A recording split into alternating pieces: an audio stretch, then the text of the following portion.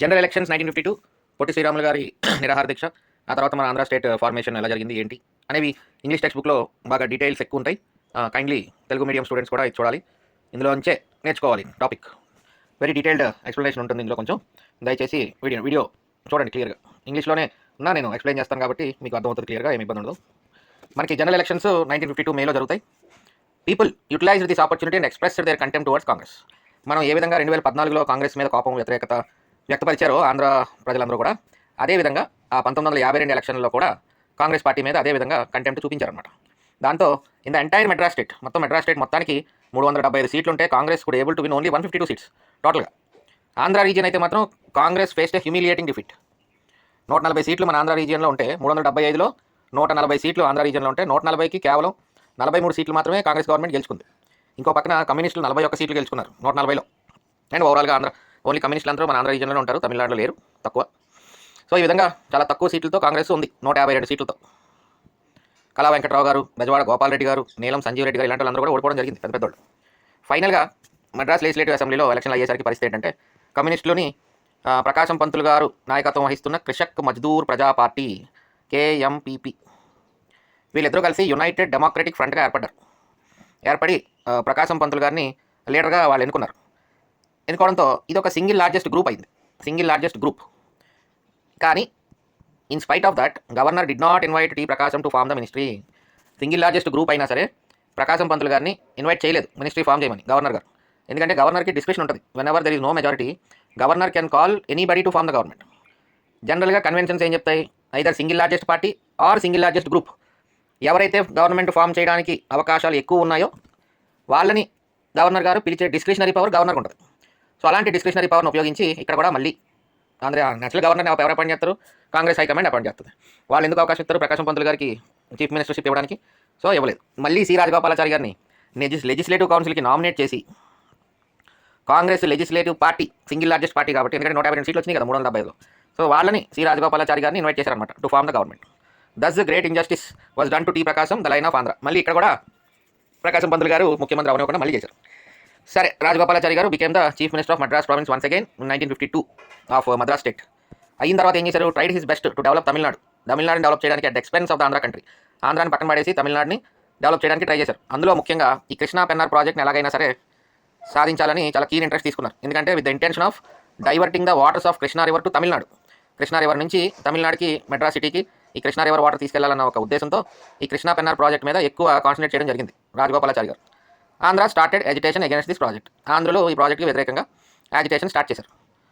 It was at this time Khosla committee అని ఒకటి ఏర్పాటు చేశారు. ఈ విషయాల మీద డిస్కస్ చేసి డిసైడ్ చేయడానికి కాస్లా కమిటీ అని ఒకటి ఏర్పాటు చేస్తారన్నమాట. కాస్లా ఈయన did not permit the execution of original project. Krishna Pennar ప్రాజెక్ట్ని ఒప్పుకోలే. Alternatively suggested the setting up of Nandikonda or Nagarjuna project. దానివల్ల ఆ కృష్ణా పెన్నార్ ప్రాజెక్ట్ పక్కకి వెళ్ళిపోయింది, మన నాగార్జున సాగర్ ప్రాజెక్టు పైకి వచ్చింది because of this Khosla committee recommendation. సరే, ఇలాంటి సిచ్యువేషన్లో ఉన్నాం మనం. అప్పుడు పొట్టి శ్రీరాములు గారు నిరాహార దీక్ష కూర్చుంటారు అనమాట. అలాంటి ఇబ్బందుల్లో ఉన్నప్పుడు పొట్టి శ్రీరాములు గారు 1952వ సంవత్సరంలో 19 అక్టోబర్న మద్రాసులో బొలుసు సాంబమూర్తి గారి నివాసంలో ఆమరణ నిరాహార దీక్ష మొదలు పెడతారు 19 అక్టోబర్ 1952లో. సరే, మనం ఇక్కడ శ్రీరాములు గారి గురించి విషయాలు తెలుసుకుందాం. ఆయన గత చరిత్ర ఏంటో 4-5 సెంటెన్సుల రూపంలో తెలుసుకుందాం. శ్రీరాములు గారు was born in Madras in 1890. ఆ తర్వాత ఈ proceeded to Bombay for higher studies in engineering కోసం బాంబే వెళ్ళడం జరిగింది. After completing his education he worked as an engineer in the great Indian peninsular railway Bombay. Education అయిపోయిన తర్వాత ఇంజనీర్గా గ్రేట్ ఇండియన్ పెనిన్సులర్ రైల్వే దాంట్లో ఇంజనీర్గా వర్క్ చేయడం స్టార్ట్ చేశారు. కానీ పాపం ఆయన 25వ సంవత్సరంలోనే ఆయన శ్రీమతి గారు చనిపోవడం జరిగింది. దాంతో ఒక ఒంటరివాడు అయిపోయి ఇంకా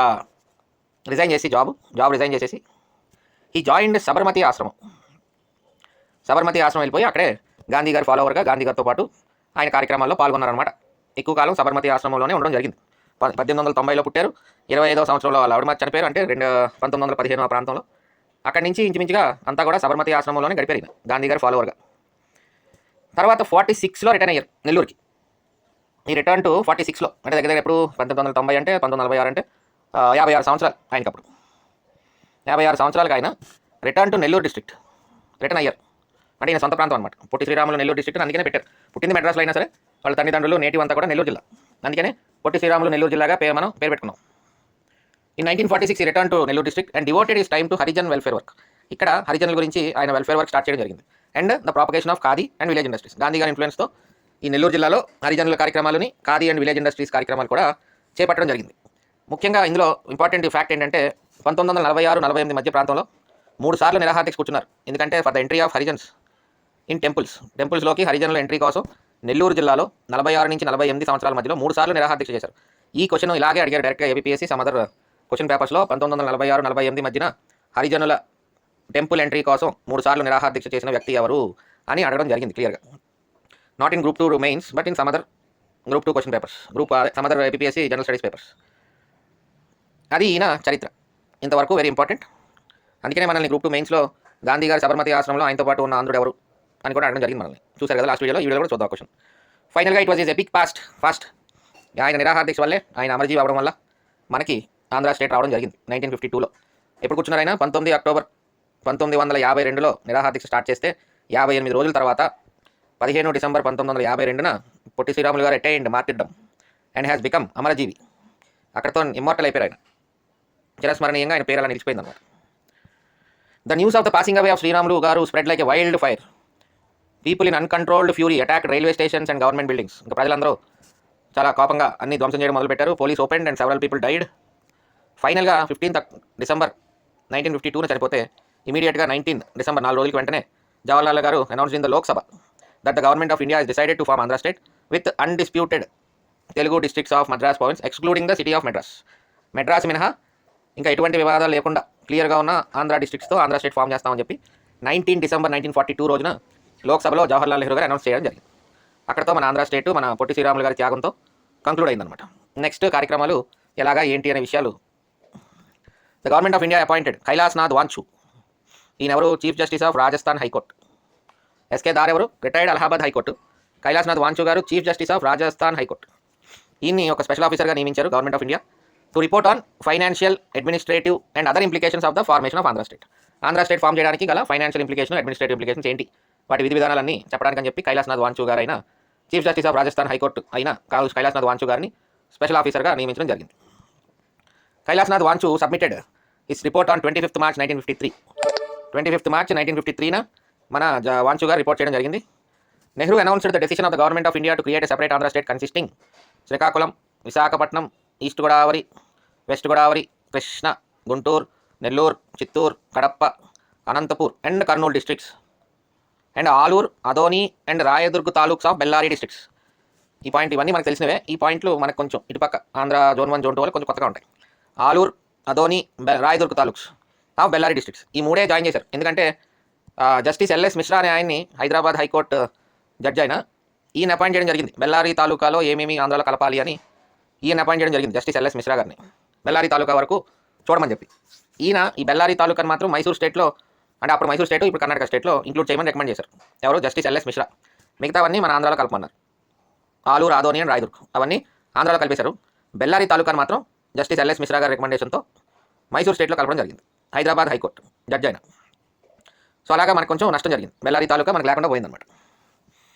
తర్వాత క్వశ్చన్ ఆఫ్ క్యాపిటల్. ఇప్పుడు క్యాపిటల్ ఎక్కడ అనే దాని మీద చర్చ మొదలు. క్యాపిటల్ ఎక్కడ ఉండాలి? The last hurdle is the question of the capital. Capital ఎక్కడ ఉండాలి? Rayalaseema leaders taking shelter under Sribagh agreement 1937లో జరిగిందని తీసుకొచ్చి capital should be located within the Rayalaseema region అని చెప్పి వీళ్ళు అడగడం జరిగింది.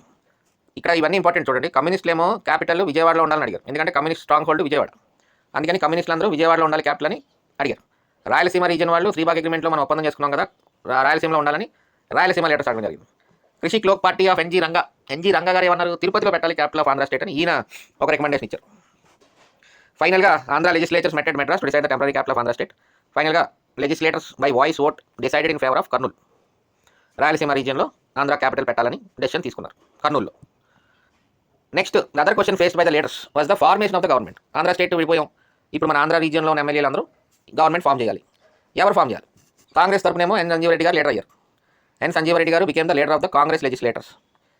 ఇంకో పక్కన ఆయన రియలైజ్ అయ్యారు ఏమని? Congress could not form the government without the support of Tanguturu Prakasam Pantulu గారు. టంగుటూరు ప్రకాశం పంతులు గారికి 20 మెంబర్లు ఉన్నారు. కృషక్ మజ్దూర్ పార్టీ తరపున కేఎంపీపీ తరపున 20 మంది ఉన్నారు. అలాగే Krishikar Lok party of NG Ranga గారి తరపున 15 మంది ఉన్నారు. వీళ్ళిద్దరిని కలుపుకుంటే కానీ ఎన్ సంజీవ్ రెడ్డి గారికి అర్థమైంది కాంగ్రెస్ ఫామ్ చేయలేదు గవర్నమెంట్ అని. ఫైనల్గా వీళ్ళు ముగ్గురు ఏం చేశారు? కలిసి కమ్యూనిస్టులను ప్రివెంట్ చేయడానికి, ముఖ్యంగా కమ్యూనిస్టుల వైపు వెళ్లకుండా కాంగ్రెస్ వైపు వెళ్ళారు. ఎంతైనా కాంగ్రెస్లోనే నుంచి బయట వచ్చిన వాళ్ళే కదా, ఐడియాలజీ అంతా ఇటే ఉంటుంది కదా కొంచెం. అందుకని ఇంకా కాంగ్రెస్ పార్టీ రిక్వెస్ట్ చేసిన ప్రకాశం పంతులు గారిని మినిస్ట్రీ హెడ్ చేయండి, మీరే చీఫ్ మినిస్టర్గా ఉండండి అని ఫైనల్గా ప్రకాశం పంతులు గారిని కాంగ్రెస్ గవర్నమెంట్ రిక్వెస్ట్ చేయడం జరిగింది చీఫ్ మినిస్టర్గా ఉండమని. Even though he got only 20 members, ముఖ్యంగా to avoid communist from coming to power. దాంతో ఎన్ సంజీవ్ రెడ్డి గారు, అదే మనం ప్రకాశం పంతులు గారు చీఫ్ మినిస్టర్ అయ్యారు ఆంధ్ర స్టేట్కి, మొట్టమొదటి chief minister. N Sanjeev Reddy గారేమో became the deputy chief minister, మొట్టమొదటి deputy chief minister of Andhra state. CM Trivedi గారేమో గవర్నర్గా ఉన్నారు, అపాయింట్ చేయడం జరిగింది గవర్నమెంట్ ఆఫ్ ఇండియా, మొట్టమొదటి governor of Andhra state. Andhra Pradesh state కూడా ఈయనేలండి, ఆ కన్ఫ్యూజన్ అయితే లేదు మనకి. ఆంధ్ర స్టేట్కి, ఆంధ్రప్రదేశ్ 1956 స్టేట్కి ఈయనే గవర్నర్, సీఎం త్రివేది. ఫైనల్గా మన 1 అక్టోబర్ 1953లో జవహర్ లాల్ గారు ఇనాగ్రేట్ చేయడం జరిగింది మన ఆంధ్ర స్టేట్ని. జవహర్లాల్ నెహ్రూ గారు inaugurated our new Andhra state. Politics అంటే ఒక స్టేట్మెంట్ ఉంటుంది, there are no permanent friends, there are no permanent enemies అని, ఎవరు ఎప్పుడైనా కలవచ్చు. వైల్ ఇనాగ్రేటింగ్, జవహర్లాల్ నెహ్రూ గారు said that the Andhra cabinet has got all Andhra prestige, not merely a party prestige, because Prakasam heads it. Andhra క్యాబినెట్కి చాలా ఆంధ్రుల యొక్క గౌరవం అంతా ఉంది అక్కడ క్యాబినెట్లో. అది ఒక కాంగ్రెస్ పార్టీ వల్ల కాదు, ప్రకాశం గారు దాన్ని ఆ మినిస్ట్రీని ఆ క్యాబినెట్ని హెడ్ చేస్తున్నారు కాబట్టి ఆ ఆంధ్రుల గౌరవం అంతా అందులో ఇప్పుడు ఉందని చెప్పి జవహర్లాల్ నెహ్రూ గారు స్టేట్మెంట్ కూడా జరిగింది. సరే, అక్కడతో మన ఆంధ్ర స్టేట్ ఫామ్ అయింది 1 అక్టోబర్ 1953. తర్వాత ఒక 6 నెలల తర్వాత మన హైకోర్టు గుంటూరులో పెట్టారు. అంటే ఒక హైకోర్టు క్యాపిటల్ 2 ప్రాంతాల్లో ఉండాలన్నారు కదా, క్యాపిటల్ ఎప్పుడైతే కర్నూలులో పెట్టడం జరిగిందో క్యాపిటల్, హైకోర్టు ఏమో 1954 సంవత్సరంలో జూలై 4 అంటే అమెరికన్ ఇండిపెండెన్స్ డే, అలా గుర్తుపెట్టుకోండి. ఆంధ్ర హైకోర్టు గుంటూరులో ఏర్పడింది అనమాట. దీని మొట్టమొదటి ప్రధాన న్యాయమూర్తి చీఫ్ జస్టిస్ కోకా సుబ్బారావు గారు. మన ఆంధ్ర హైకోర్టుకి గుంటూరులో ఏర్పడిన ఆంధ్ర హైకోర్టు 1954 జూలై 4న ఏర్పడిన ఆంధ్ర హైకోర్టుకి మొదటి చీఫ్ జస్టిస్గా కోకా సుబ్బారావు గారు నియమితులయ్యారు. ఈ కోకా సుబ్బారావు గారి విషయం ఇంకా తెలుసుకోవాలనుకుంటే 1967 గోలక్నాథ్ కేసుకి జడ్జిమెంట్ ఇచ్చిన సందర్భంలో చీఫ్ జస్టిస్ ఆఫ్ ఇండియాగా వ్యవహరించిన వ్యక్తి కోకా సుబ్బారావు గారు. మన ఆంధ్ర స్టేట్కి మొదటి chief justice of Andhra state Koka Subba Rao గారు. ఆంధ్రప్రదేశ్ 1956 హైకోర్టు ఫామ్ అయిన తర్వాత కూడా మొదటి చీఫ్ జస్టిస్ కోకా సుబ్బారావు గారే. 1967 గోలక్నాథ్ కేసు టైంలో చీఫ్ జస్టిస్ ఆఫ్ ఇండియాగా ఉన్నది కోకా సుబ్బారావు గారే. Okay, clear. ఆంధ్ర రాష్ట్ర ఏర్పాటు సాధనకై శ్రీ పొట్టి శ్రీరాములు గారు ఆమరణ నిరాహార దీక్ష ఆరంభించిన రోజు 2008లో అడిగారు, అక్టోబర్ 1952. ఆంధ్ర రాష్ట్రం ఏర్పడినప్పుడు హైకోర్టును ఎక్కడ నెలకొల్పారు, గ్రూప్ 2 2008లో అడిగారు. హైకోర్టు ఎక్కడ, గుంటూరు. రాజధాని 2011లో అడిగారు, ఎక్కడ, కర్నూలు. తొలి ఉప ముఖ్యమంత్రి, ఫస్ట్ డిప్యూటీ చీఫ్ మినిస్టర్ ఎవరు, 2011లో అడిగారు, డాక్టర్ ఎన్ సంజీవ్ రెడ్డి గారు. ఆంధ్ర రాష్ట్రం, ఆంధ్రప్రదేశ్ అంటే మళ్ళీ మారిపోద్ది సినారియో. ఆంధ్ర రాష్ట్రంలో మొదటి ముఖ్యమంత్రి టంగుటూరు ప్రకాశం పంతులు గారు, ఆంధ్ర రాష్ట్రంలో మొదటి ఉప ముఖ్యమంత్రి deputy chief minister doctor N Sanjeev Reddy గారు. 2012లో అడిగిన క్వశ్చన్, వాంచూ కమిటీ ఎందుకోసం ఏర్పాటైంది, ఆంధ్ర రాష్ట్ర ఏర్పాటులో ఉన్న సమస్యల గుర్తింపు కోసం ఏర్పాటైంది వాంచూ కమిటీ. క్రింది వారిలో సబర్మతి ఆశ్రమంలో గాంధీ గారితో పాటు కొంతకాలం పనిచేసిన వారు ఎవరు, 2017 క్వశ్చన్, పొట్టి శ్రీరాములు గారు. సో ఇక్కడతో మన ఆంధ్ర రాష్ట్ర అవతరణ జరిగిందండి. నెక్స్ట్ వీడియోలో నేను ప్రామినెంట్ లీడర్స్ వరకు 2 భాగాలుగా విడగొట్టాను. 1953 ఎండ్ అయ్యాం కదా, ఇక్కడ వరకు ఉన్న ప్రామినెంట్ లీడర్స్ని కొంతమందిని డిస్కస్ చేస్తాం. ఇక్కడ ఈ 1953 అయిన సందర్భంగా 4th యూనిట్లో ఇక్కడ కొంతమందిని ప్రామినెంట్ లీడర్స్గా డిస్కస్ చేస్తాను. అంటే ఇక్కడ వరకు ఉన్నవాళ్ళు, అంటే ఇక్కడ నుంచి మళ్ళీ నేను ఈ డిస్కస్ చేయబోయే ప్రామినెంట్ లీడర్స్ మీకు తర్వాత మళ్ళీ కనపడరు ఇంకా.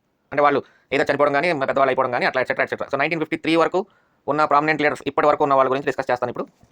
తర్వాత మళ్ళీ యూనిట్ 5లో 1956లో మన ఆంధ్రప్రదేశ్ స్టేట్ ఫామ్ అవుతుంది కదా, ఆ తర్వాత మళ్ళీ ఇంకొంతమంది ప్రముఖుల గురించి డిస్కస్ చేస్తాం. సో 2 భాగాలుగా, అంటే ఒకేసారి